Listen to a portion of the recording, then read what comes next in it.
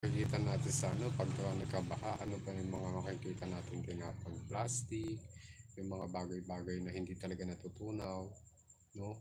So yun po yun.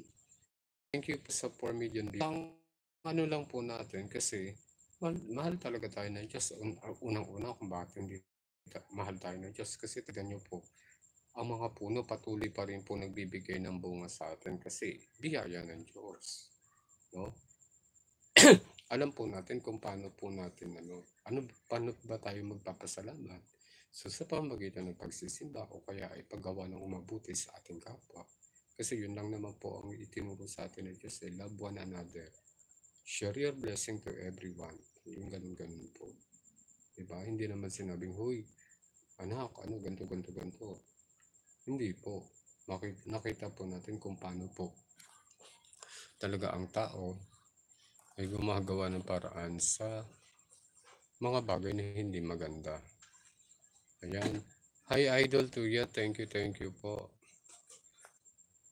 Actually ngayon ko lang nakikita yung ano nyo kasi parang ayan no, si Magorlita, si Idol Piles, thank you. Si Autumn, thank you. Sorry po, binlock ka na po ng mama ko na ng Diyos, no? On the part of the Lord, talagang ano yun, talagang grabe itong mga tao.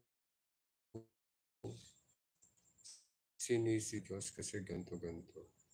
Hindi po. So lahat po tayo, guys, lahat po tayo ay hindi dapat tayo nagbibigay ng komento na hudyat po ito. Hindi po. Natural lang po na nararanasan din po natin. So kumbaga, especially yung mga ano po nasa dagat na no, tapos nagbigay na advice. So hindi na po maano yun. Pero yung mga tao po na hindi pa po o kaya mangingisda na hindi pa ano. So wait lang po tayo sa announcement ng field box. Kasi tandaan po natin kapag meron pong ganyan, siguro either meron pong puputok na bulkan o kaya senyales.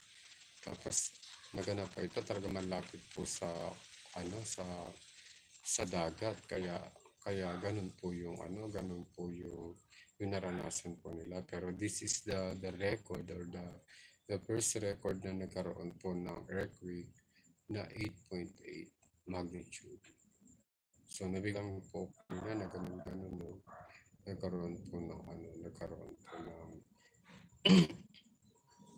tapos sinasabi din po nila, sinisisi din yung war.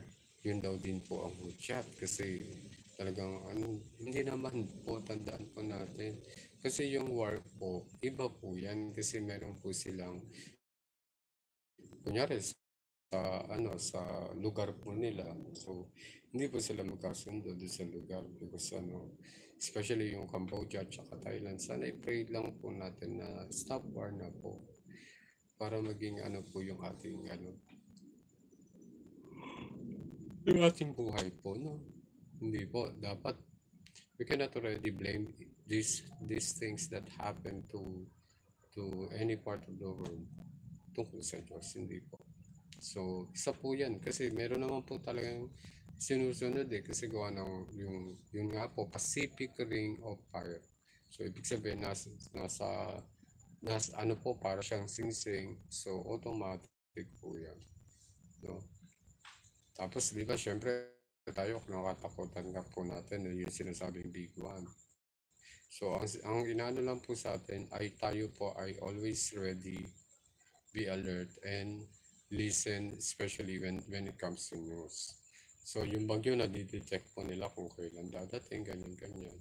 Pero yung earthquake at saka pagputok ng volcano, hindi po. Depende lang po, na-detect lang po nila kasi may mga nilalabas po ang vulkan na pyroclastic materials, yung mga ash falls, so yun po. Basta wala po yung kinalaman po sa ating pong nangyayari. Wag po natin sabihin na end of the world na kasi iba talaga magpapani, di ba? Huwag ma-panic, yun po yun